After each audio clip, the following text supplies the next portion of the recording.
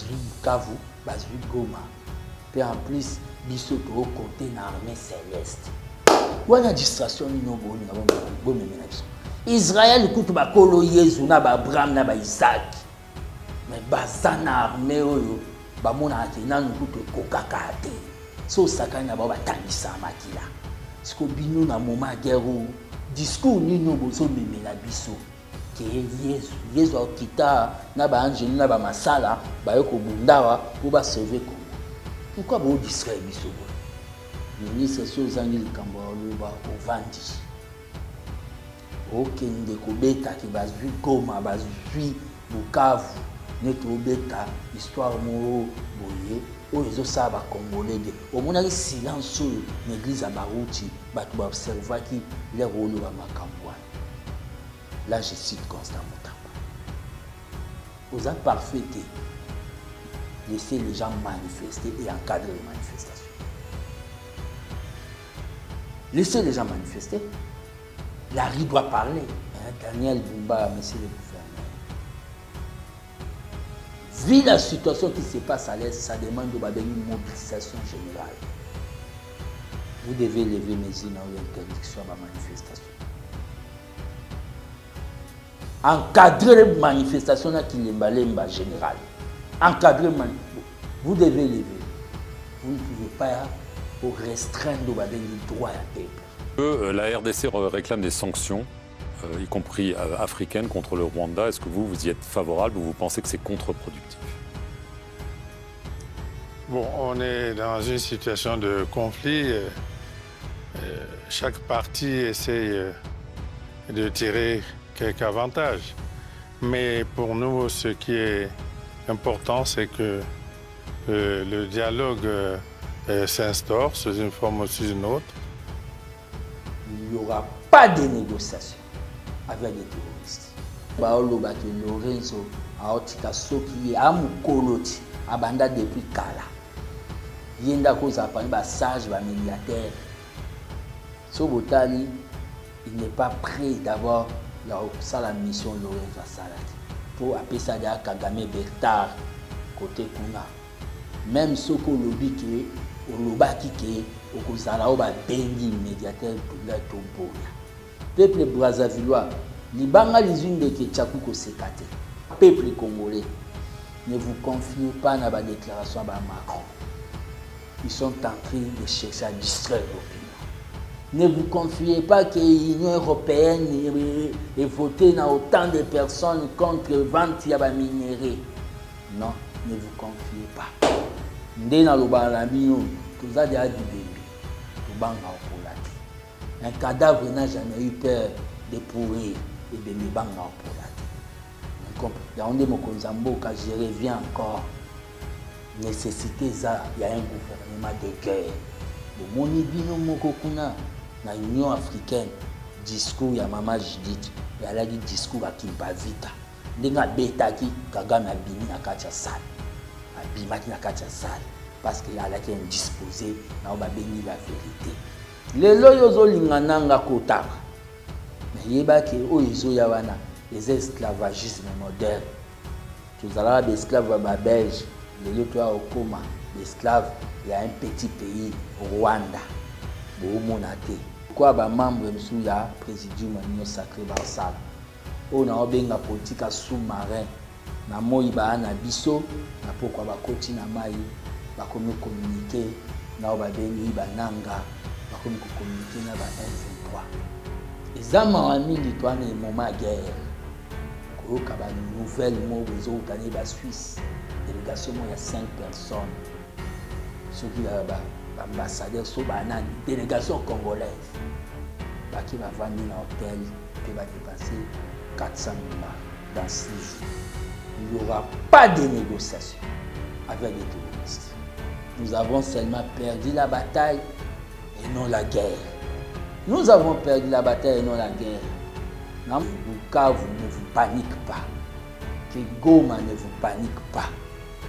Bakomara tina tchao. Bayaki na tembe bakosuka na tembe. Togana biso ya na nini. T'es non bon lui de paix se vaincra.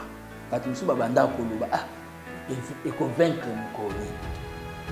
Et tenons bon, le Congo va vaincre.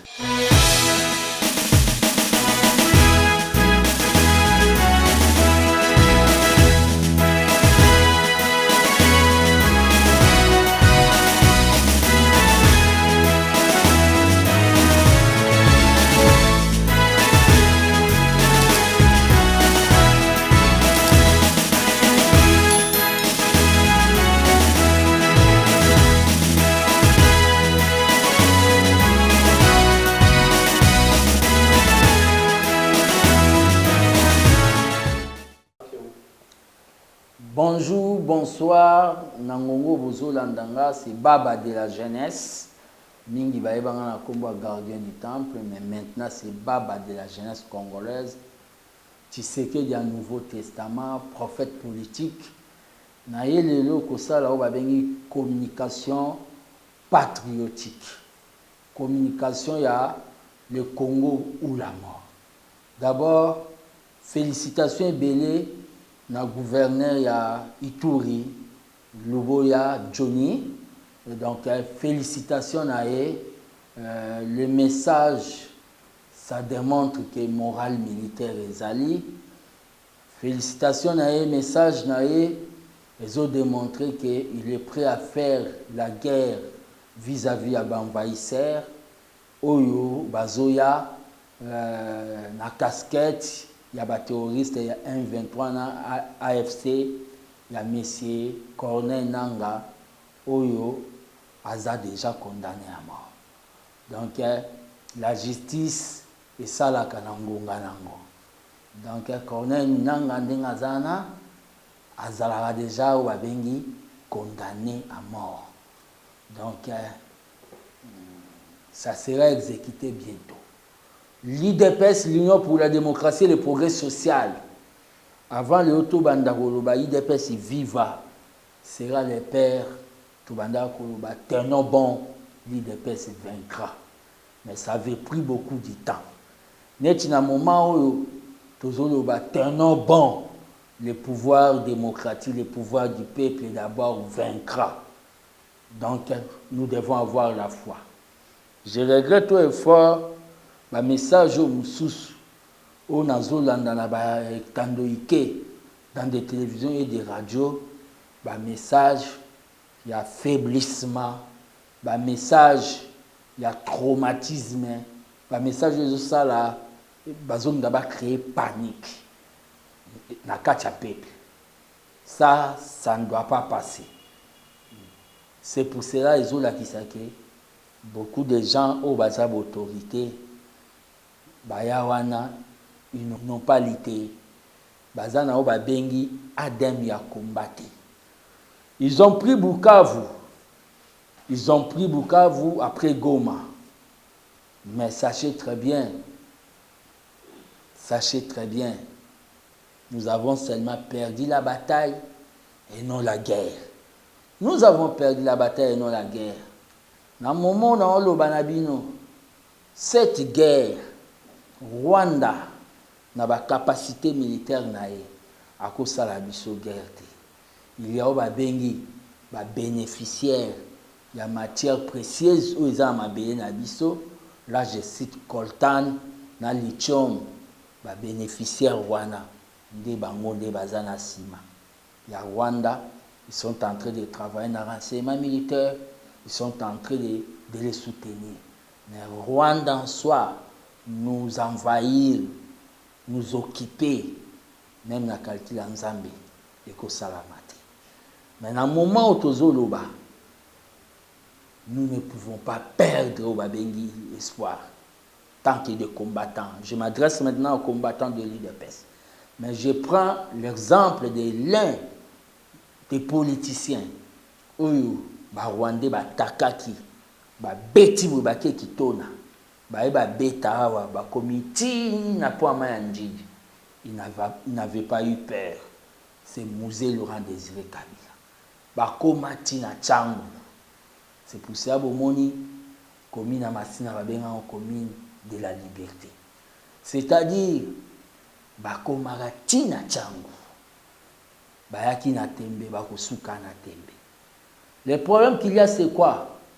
Na moment où tozoloba que Bukavu ne vous panique pas, que Goma ne vous panique pas. Ils sont en train de faire de la propagande. Propagande au sala. Et ça tout simplement forcer la population. Ils exigent la population que Bobi Masinote to massacre bino. Wana bakotika ko filmer en beauté. Dans un moment où ça nous permet aussi de peste de connaître nos vrais amis. C'est dans des moments difficiles qu'on reconnaît des bons amis. Félicitations à Jean-Pierre Mbemba. Oyo azobunda toujours sans se cacher, sans faire de la diplomatie, sans faire du verbalisme. Le quoi ba membre msuya présidium union sacré ba sala. On a obenga politique sous-marin. Na moi ba na biso na pokwa ba koti na mai ba komi communiquer na ba bengi ba nanga ba komi communiquer na ba M23. Donc politique sous-marin. Pe na moment où sous na zoib sa ba combattant tout. Lisu, le corona lisu. Nous devons être au Babengi, les yeux et les oreilles du chef, surtout de la République.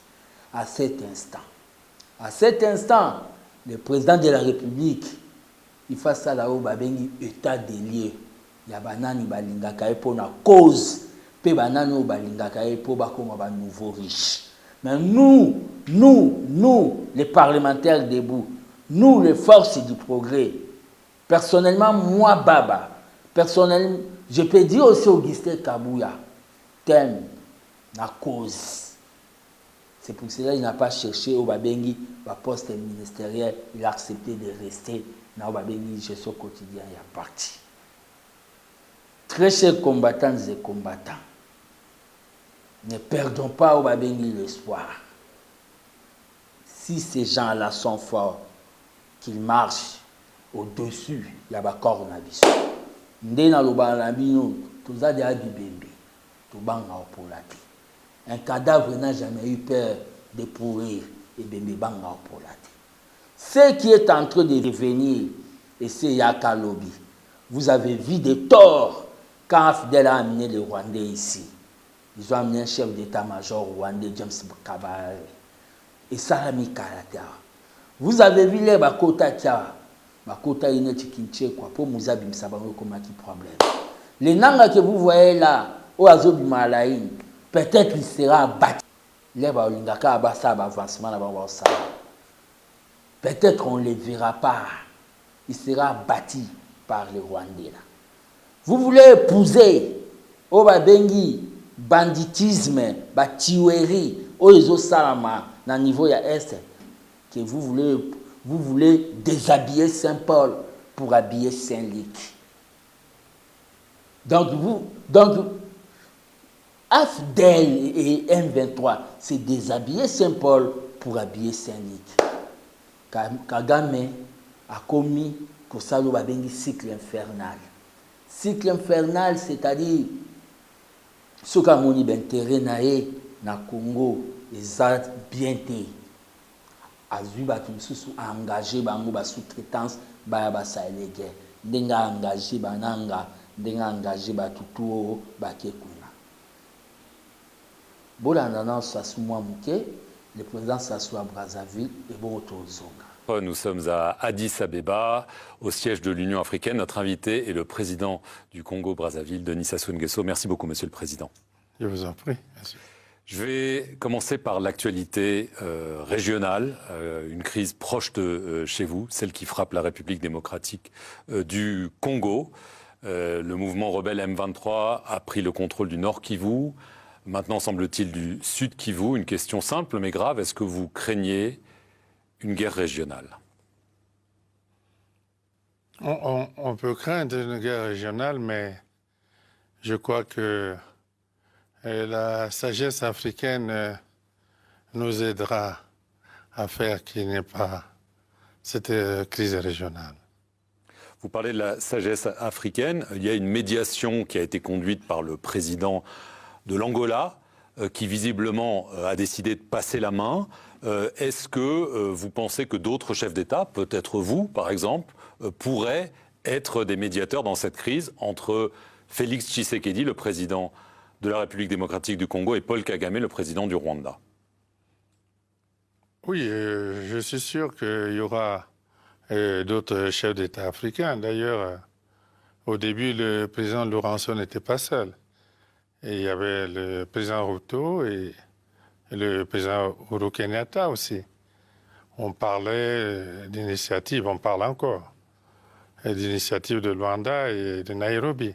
Donc, je crois que le président angolais pourrait passer le relais à d'autres dirigeants africains. Donc vous pourriez être un médiateur dans cette crise? Bon, c'est ce que l'on verra, mais... Vous ne l'écartez pas, en tout cas. Vous avez des bonnes relations avec les deux présidents, c'est ça que je veux dire. Ah oui, cela est vrai. Nous avons de bonnes relations avec les deux présidents. Nous avons discuté de cette question dans le passé avec le président Tshisekedi et avec le président Paul Kagame, plusieurs fois.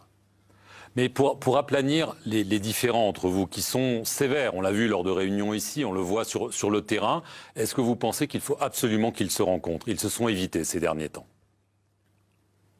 Oui, je pense qu'on créera les conditions pour qu'ils se rencontrent. On ne voit pas comment on pourrait régler un tel problème sans que les deux dirigeants se rencontrent, mais les conditions devraient être créées pour qu'ils se rencontrent. Est-ce que la RDC réclame des sanctions, y compris africaines, contre le Rwanda? Est-ce que vous y êtes favorable ou vous pensez que c'est contre-productif? Bon, on est dans une situation de conflit. Chaque partie essaie de tirer quelques avantages. Mais pour nous, ce qui est important, c'est que le dialogue s'instaure sous une forme ou sous une autre. Donc pas de sanctions, vous n'y êtes pas favorable. J'ai bien compris. Bon, les sanctions n'ont pas toujours réglé les problèmes. Ce qui nous importe, c'est la recherche d'une vraie solution à la crise. Est-ce que l'Union africaine peut y parvenir? Parce que c'est vrai qu'il y a cette crise, il y en a beaucoup d'autres sur le continent. Il semble que les médiations de l'Union africaine ont du mal à fonctionner, que même l'Union africaine, en tant qu'institution, a du mal à exister pour régler les conflits sur son continent. Bon, cela est en partie vrai, mais les Africains ont toujours su résoudre les problèmes par eux-mêmes. Et je pense qu'il n'est pas nécessaire qu'on ait recours à d'autres, surtout pas sans les Africains. On ne rejette pas l'apport d'autres partenaires et amis dans le monde, mais il faut qu'au centre, il y ait l'Afrique. Nous avons connu cette situation avec la Libye. Et longtemps, des partenaires extérieurs ont voulu laisser l'Afrique en marge. Mais on a fini par se rendre compte de ce qu'une telle crise ne pourrait pas se résoudre sans l'Afrique. Alors, na Hollanda, président Sassou Nguesso ya Brazzaville, vous sentez langage nae, ezata na o babengi dose mo ya suscité. Ezata na dose mo ya panafricanisme te. Soki botali l'air ba oloba ke Lorenzo aotika soki amukoloti abanda depuis kala. Yenda koza pa ba sage ba médiateur. So botali il n'est pas prêt d'abord la mission Lorenzo Salaki pour appeler ça Kagame Bertard côté Kuna. Peuple brazzavillois, libanga lizune de ke chakuko sekate. A bopesi bango Bertard. Boyeba bino kuna toyebi bato le sud na bato le nord. Boya ope okoma na bato ba fidir. Ils vont vous créer des problèmes là-bas. Côté bopesi bango soki 17 000 hectares sur 16 000 hectares. Ils vont vous créer des problèmes. Mais à un moment où ça sous déjà, même ce qu'on lobby qui au lobaki qui au kozala au ba bengi médiateur tunga toboya. Très chers combattants peuple congolais, Très chers combattantes et combattants, peuple congolais, ne vous confiez pas dans la déclaration de Macron. Ils sont en train de chercher à distraire l'opinion. Ne vous confiez pas que l'Union européenne ait voté dans autant de personnes contre le vente de minerais. Non, ne vous confiez pas. Ils vont faire des déclarations menacées à carte. Ils ont des compagnies multinationales.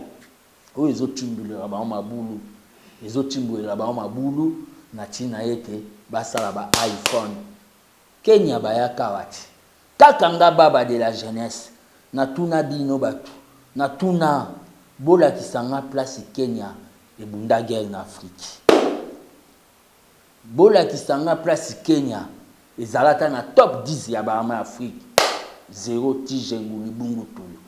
Mais Kenya l'air bazongi oke ba kotala ba volcan Goma ba sikitoko Goma pona este ba sikitoko bazalaka bango ba kotala na bango l'air bazongi kune pa bango ba ke ko fongola Ruto ake kofongola o babengi izini ya iPhone. Coltan na bazwa kiwavi kana Congo. Vienanga moko ya politique po ba viango pe mingi basi basila na otanga communauté po bazape ba defo. Aloba le Congo c'est la plus belle femme d'Afrique dont tous les hommes se précipitent même en brutalité. Lelo yozo lingananga kotaba. Mais yeba ke o izo ya wana les esclavagisme moderne. Tous allons d'esclaves belges, les autres au coma, d'esclaves, il y a un petit pays, Rwanda, Bohumonate, esclavagisme moderne, en complicité avec la communauté internationale.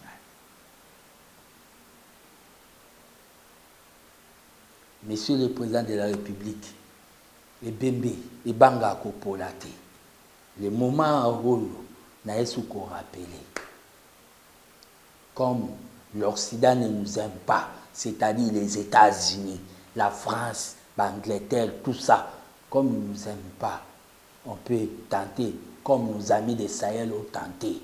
On peut tenter comme nos amis de Sahel ont tenté. Là, je cite Niger, Mali, Burkina Faso. Ils sont allés chez Poutine.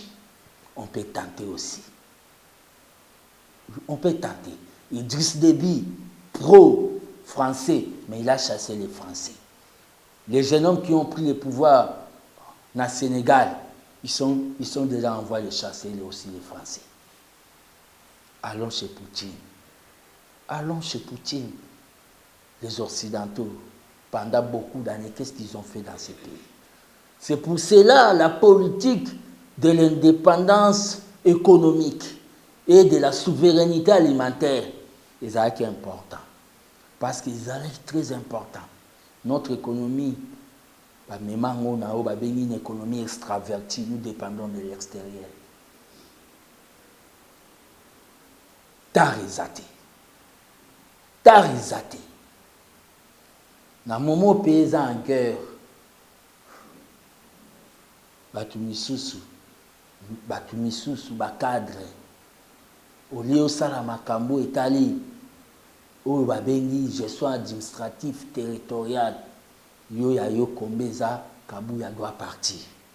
Vous promettre même na Batu, ma voiture, que vous payez ma voiture pour finir à CG, Augustin Kabouya. Mouté Mamabe, pour payer sur moi parcelle à pouvoir, na minute. Une incompétence notoire, seulement le juridisme. Je reviens encore. Nécessité, il y a un gouvernement de guerre. Quand Hamas a frappé Israël, on peut aussi prendre l'exemple ailleurs. Quand Hamas a frappé Israël, Netanyahu, Mimi, Achadi Mbalamoko, un gouvernement restreint de guerre. Gouvernement restreint de guerre, vous maintenez Maman Judith là-bas. Parce que pendant 1960, Tina Moya Lelo, Mibali Baleka Basale le côté. Puis Mibali Bako Salo Balobi, Miss Makasi Ndokite. Maman Judith faisait un an. Parce que moi, moi, inquiétude. Mibali Basila Soni depuis 1960. Mibali à Okota pour accompagner plusieurs bureaux dans le l'État, tout boy. Et en plus, bomoni bino moko kuna na Union africaine, discours ya Mama Judith, et elle a dit discours à Kimpavita. Ndenga betaki Kagame abimi na kati ya salle. Abimaki na kati ya salle parce qu'elle a été indisposée na babengi la vérité. Pour na mambo gouvernement, ba ministre ni ba Doudou Fwamba, bazala wana parce que c'est aussi un combattant, c'est aussi un professionnel na mambo etali finance publique. Ba ministre ba Didier Mudimbu bazala pour na mambo etali sport ndenge ezokendele ekendele ba Guilain Yembo ba Aimé Bonji bazala wana ba Jean-Pierre Liaou o bazo maîtriser fonction publique na momo pe Mama Eve Bazaï ba malgré alinga anengate ba guerre akala o to beta entre biso na bango ya tika na ranki Mama Eve Bazaï ba pe azala na yo. Mais félicitations à Maman Thérèse ou à la ministre des Affaires étrangères. C'est une battante. Nous avons pour une mission avec une combativité et sans papier, les émissions les a inspirées en direct il y a mausolée en scellé les pères à l'objet communiqué. Nous ne pouvons pas perdre. Nous avons perdu la bataille, mais on n'a pas perdu la guerre. Naïe vraiment pour l'obasiko. Parce que dans autant l'autorité, on sentit mingi ba le caractère moral faible. Net joueur, il y a terrain, il y a zélo, arbitre, il y a joueur, il y a martyr, il y a synthétique. Vaut mieux beau nous battre. Vaut mieux beau nous battre. Parce que toi, en état de guerre, vous avez traumatisé batou pour nanini. Puis vous avez traumatisé ba wazalendo pour nanini. Ba mona ki na Kinshasa ba obang. Les Ouazalendo, nous sommes avec vous. Ils étaient venus ici jusqu'à la district à Tchangou. Nous les avons repoussés. Je l'ai dit encore, je l'ai redit, je l'ai triple redit. Si la communauté internationale continue à soutenir cette histoire de Paul Kagame, leurs intérêts seront sérieusement menacés.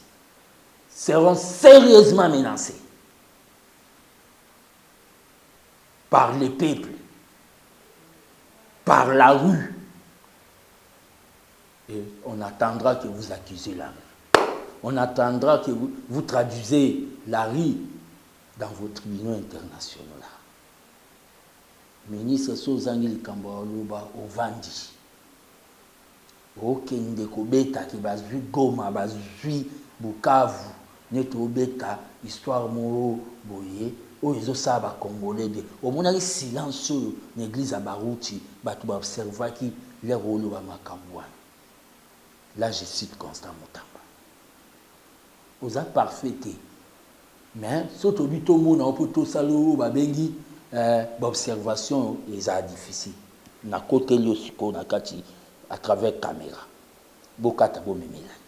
Na minito ozoleka. Na habité na mboka nini. O ba guerre salamaka. Parti o bazui et lesquels ba ke bazui biswa ngo batika ngo na ndengwana. Côté guna ba sepela. Na habité pendant guerre nini. Côté les ba dégâts ba laksara batna ba bazui ba dégâts na guerre na TV. Na habité ba soda nini o ba sala ba vidéo ba obina na front ennemi en mon modèle à Minduki na ba na yebi na mate na o mona oka na Congo bazui Bukavu bazui Goma puis en plus biso to compter na armée céleste wana distraction ni no boni na bo memena biso Israël kutu ba kolo Yezu na ba Abraham na ba Isaac mais bazana armée oyo ba mona ake nanu kutu kokaka te so sakanya ba batangisa makila siko bino na moment guerre discours ni no bozo memela biso ke Yezu okita na ba angeli na ba masala ba yoko bundawa pour ba sauver Congo. Pourquoi bo distraire biso bo? Pourquoi bo distraire biso bo? Armée céleste. Pourquoi politique les a filmé à fiction?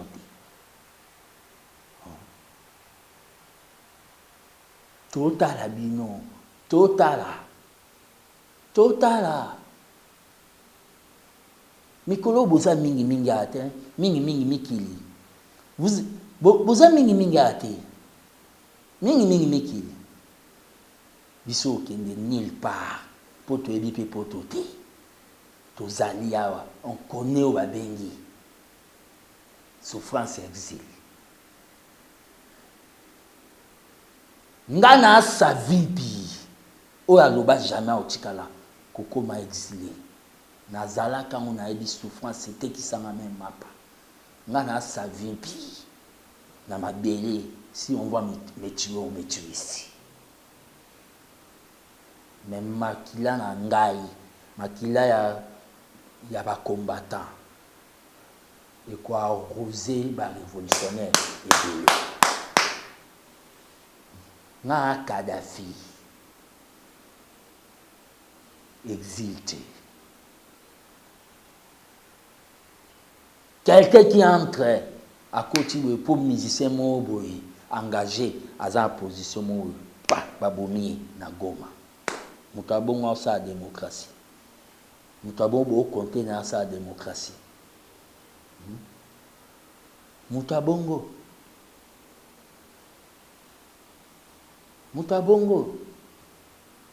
D'autres journalistes bokimawa pour na ba raison sociale pour besoin mikanda toyi mangwa bokima pour bokila ka ba manto toyi mangwa bolu ba chilombo OK boyebi na bokima bokwa ke nanga so aye akoti bokoma na présidence de la République vous avez affectation to tiki la no pouvoir au biso to zwa na ba ene facilement pour bignon de ba ramboti. Je sais que vous croyez. Combattant moral et à la licolo. Moral et à la licolo. Penao ba communicateur tout ya IDPS. So nous a dit kambo loba. Toza ba ba chargé de communication il y a 123 t. So nous a dit kambo loba to peni. Moi, mobile allait là. Monsieur le président de la République, na minito bouclage fait salam. Na oba bengi cité de Louria. Moto a moto te nzambe ndaza moto. Pas de confiance na motutu. Pas de confiance na motutu. Vraiment combattant na minito moral ezala. Moral ezala. Biso ndo ba bengi fondement ya pouvoir. Na minito mambo ba union sacrée to cha na obo. Bayaka wenge ba fana siko etikali biso moko. Bana ya wenge ya Tshisekedi. Union sacrée. Pour na ngeza ya consommer. Eza ya consommer. Eza ya expirer. Tout kaba conflit.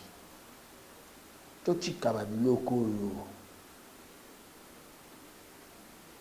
Un royaume divisé tombe.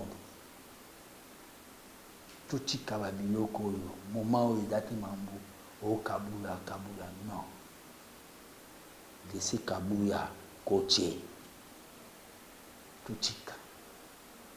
La déo bozolandana auta kodeko c'est un ancien réveil. Ba professeur Mbata bazwa ki ba vice-présidence l'Assemblée et comme na parlement africain tinan de kodai. Beteni longondo coronavirus bozolanda wana. Na cabinet na ye banani yazwa. Na batuto bazana sima, vous savez comment va traiter abattre. Mais ba ministre na biso biso ya IDPS toyebi bosa na no séjour de cette abou à hypocrisie toyebi bino parce que comment vous pouvez aimer CG Kabouya mais vous encouragez vous embauchez ba combattants ba na tendance à rébellion bo soutenir ba c'est que vous n'aimez pas Kabouya.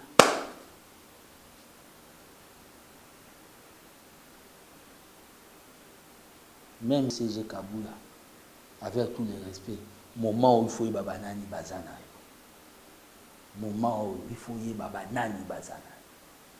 Et le président de la République, bouclage, motoa montoté. Nous amènent les motos. Le chef du cabinet, Anthony Zinzo, il faut un travail approfondi à niveau de la cabinet. Il faut un travail approfondi. Les hommes en ligne, ils ont un moment de guerre. Quand il y a une nouvelle mot, ils ont la Suisse. Délégation, il y a 5 personnes. Ceux qui ont l'ambassadeur, une délégation congolaise. Qui va venir dans l'hôtel, puis va dépenser 400 000 dans 6 jours. Pendant mais là-bas, champagne. Vous mettez le bango biso moko. Avant le wanzete, on dit somninga le wan on dit sumona, le wan on zete. Pototika va faire le tenter. Pototika va faire le tenter. Vous mettez le. Donc, il y a 6 personnes. Hein? 400 millions de dollars. Est-ce que c'est normal?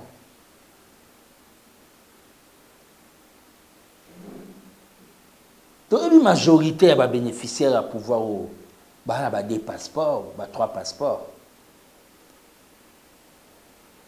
Mais sachez très bien qu'on ne vous laissera pas partir. Nous qui n'avons pas, combattants, nous qui n'avons pas de passeport, tout le monde qui était.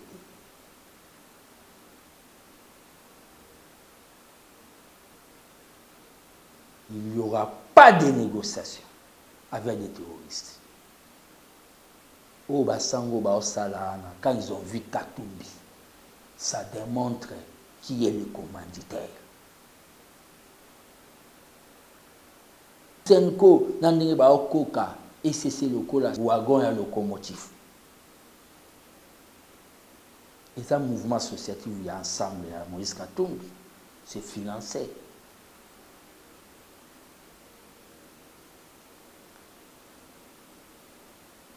Les prêtres ont laissé l'évangile pour faire la politique, Patrice Aloba. Le robotique Bible, le livre, il y a Prince de Machiavel.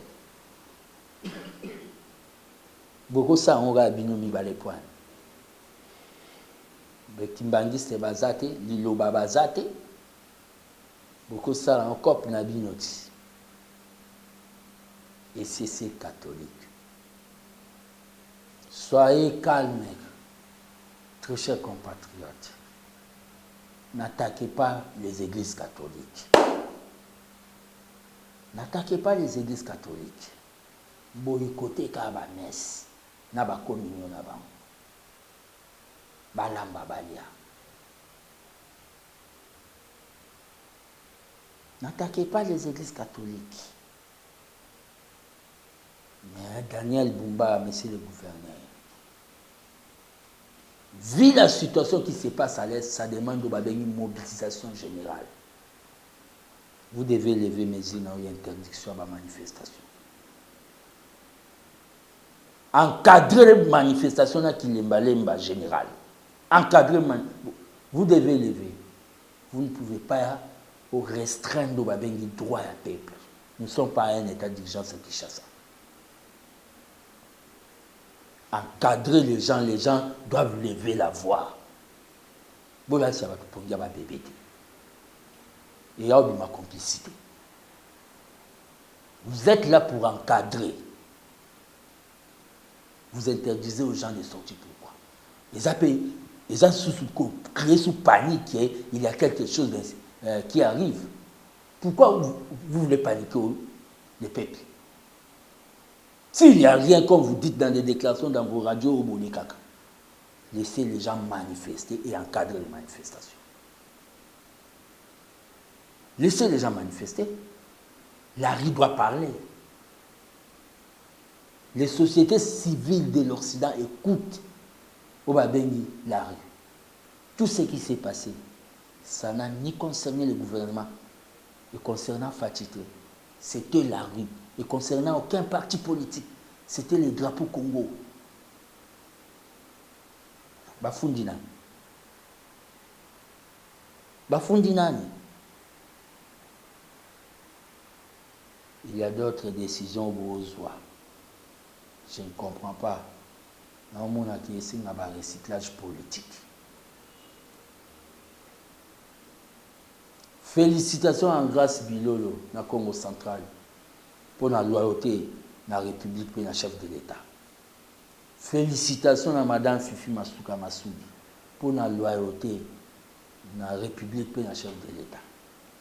Félicitations à Jacques Kabula Rwandani pour la loyauté pays au Babengi na Mokonzamboka na Okatanga.